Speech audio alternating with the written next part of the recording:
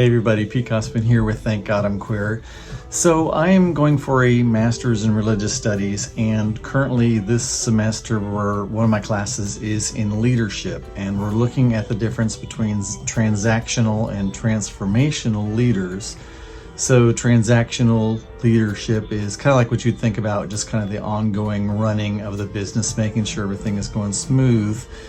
Whereas transformational leadership is really about motivation and inspiration and moving forward an ideal or a cause and energizing the people in the organization to be able to really become effective and, in some sense, their own leaders of the organization, so that they can kind of be set up and empowered in their own way, and then set forth to make change and to bring success to the movement.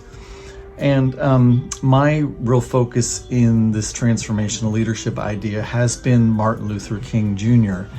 And I think that's very important for the LGBTQIA community, because we all stand on these shoulders of giants. Even Dr. Martin Luther King Jr., he really looked at Mahatmas Gandhi as his idea or ideal of nonviolent protest in order to bring success to an organization. It was the idea that when you approach things from a nonviolent sort of way, you not only took a sense of a higher moral standing or ground, and perhaps even closer to a God ideal of how things are done, but you also are more easily able to win the hearts and minds of others who are maybe not involved completely in the movement, because sometimes when there's violence in a cause, that violence itself, and not necessarily what that cause is going for,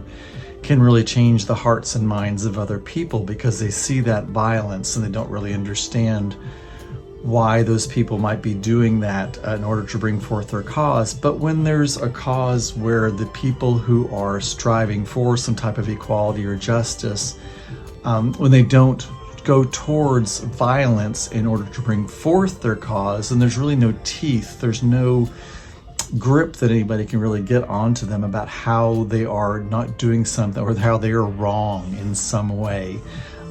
When they have a sense of nonviolence, it's a way for, because that higher moral standing or higher moral ground, it's a way for people to really more easily connect with them. And what Dr. Martin Luther King really did it for personally. He was under great threat throughout his, most of his leadership life, with like bombings on his personal home and threats to himself and his family. And of course, he was eventually assassinated, right in the middle of his movement.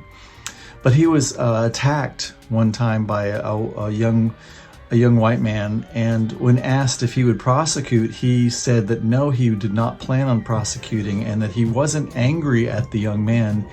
He was angry at the system that created this young man's point of view. And that's really being able to really elevate your viewpoint, to really elevate your way of looking at things. And also it's very interesting. I remember one time I was taught how to use a fire extinguisher, and one thing they tell you is not to point the fire extinguisher at the flames, but at the source of the flames. And so I think that's what Martin Luther King Jr. was doing in that example. He wasn't trying to put up the flames, he was looking at the source of the flames, because he knew he could attack each individual flame forever and ever and ever, and the fire would continue. But if he could find the source of that fire, and if he could put that out, if he could extinguish the source of the fire, then that would extinguish all the flames at one time. And he understood the idea of being most effective and really doing something that would be long lasting and that would really help not only his community of people of color, but other people across the world to be able to find a sense of justice and freedom and liberty and equality. And so I think it's very important for us as LGBTQIA to, although, like me, I'm a person, I'm white, I'm not a person of color, but I can understand how I can understand Dr. Martin Luther King's sense of injustice and inequality and his passion and his to be able to find that not only for himself but for other people. Dr. Martin Luther King talked often about his anger, and how things that had happened to him and to people he saw, how that made him very angry, but then he redirected that into a sense of nonviolence. But he used that anger as a motivation. He used that anger as an inspiration to never forget why it was important to become uncomfortable for a cause, because a lot of what he did and a lot of what other people did in that movement was very uncomfortable, very unpopular and not fun. And they had to do it for quite a long time. The Montgomery bus boycott took well over a year for people who had used the bus system to be able to transport them to work and to go shopping and to take their families places and perhaps go to schools and churches and things of that nature. For well over a year, people who had been using that bus system didn't use that bus system. Now just imagine if you took your mode of transportation for getting around, whether that was your car or whatever, and you took that out of the equation for an entire year, and then you had to find an alternate way to still live your life and do the things that you needed to do. How inconvenient, how incredibly inconvenient would that be?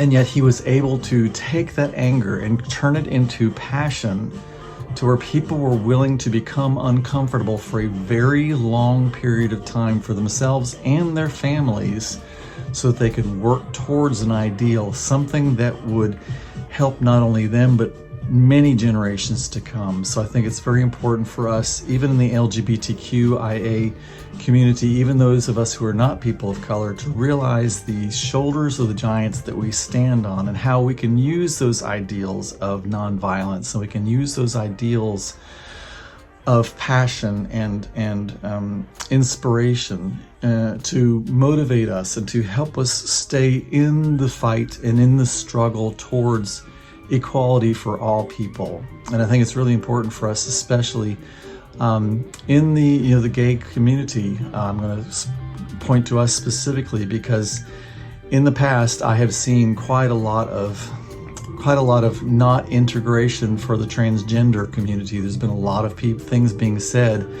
against the transgender community, and even sometimes against even the poly or the bisexual community. And so it's time for all of us to realize that every single one of us has our own selves and our own gender identity and our own sexual expression that is unique and identical to us. And we may not all understand it, but we should all respect and love it and stand up for each other in that. We don't have to understand something to stand up for somebody. We may not understand why or how somebody is, but that's not ours to understand. It's ours to simply listen to that other person, hold space for them, and also to stand up for their right to be whoever they are, because we're all part of that magical rainbow that makes this most amazing universe. So if you're interested, I would love for you to do your own personal study. There's lots of great documentaries and works on Dr. Martin Luther King and his fight for equality for people of color, and see how we can integrate those ideas into our own personal struggles and fights for our own personal equality and for equality, justice, freedom, and liberty for all peoples all over the world, regardless of who you are, what you look like, what your gender is, what your sexual expression is, how you live. Just, it doesn't matter. If you're a person that lives and breathes, you have the right to be who you are. You have the right to express that, and no one should have the right to tell you that you should not be that way. No one should be able to create an idea of who you are. And that is one of my biggest, I think, arguments with people who are religious, is when they come at anyone and they're telling somebody who they are. We are told by Jesus to not judge. And what that says to me is that those people who are so interested in what somebody else is doing and what they're doing is wrong. Jesus even brought the example of, why are you picking out the speck in that person's eye when you have a timber in your own. And that's very metaphorical because, of course, I mean, I can't imagine somebody else should be able to have a timber in their eye, but it was just the idea of yours is not to even think of or look or judge who or how or what anyone else is. Yours is to follow your own path, become your own best person, and to find your own connection with God. That is what yours is. So if you hear anybody telling somebody else, especially if they use the word God in any shape, way, or form to tell somebody else that they are wrong or they should do something different, just let them know it is not yours to judge. Judge ye not, lest ye be judged. And let's take a look at the timber in your eye. And hey, by the way, he without sin can cast the first stone. There's just, the Bible is rife with scripture that shows that person that they need to stop looking at the other person and stop blaming them, because you know what happens when you're doing that, when you're looking at somebody else and blaming them? It's a way for you to avert your eyes from what you see as wrong in yourself. So somebody who does that already knows that they're not living right. And so just point them back, say, hey, you need to be looking in the mirror. Just as Michael Jackson said, it's the man in the mirror, and that's what's really important. So I've kind of on a different tangent, but really want to get to the whole idea of how Martin Luther King is, through his transformational leadership, was really able to show how you can be a man of upstanding, a man of moral high ground, a man who is spiritually connected to a higher energy, and yet still impassioned and emboldened and motivated to really stand up for a cause in this world, to not, to be able to keep your feet on the ground but still be spiritually minded at the same time. It's that balance of being able to be connected spiritually but still boots on the ground so that you're effective here on earth. And I think he's an amazing example that we can all take in our own lives, because we all are either victims of equality in some way or we know somebody that is. So if we see it, we should do something about it. And I think Martin Luther King's example of transformational leadership is an amazing way for us to be able to see how we can be effective and bring a sense of heaven here on earth for everyone. Because in my personal viewpoint, heaven and hell are right here, because I've experienced them both. And I plan on living as much time as I can in heaven, in joy, and bringing that experience to as many others as I possibly can. Love, peace, and release.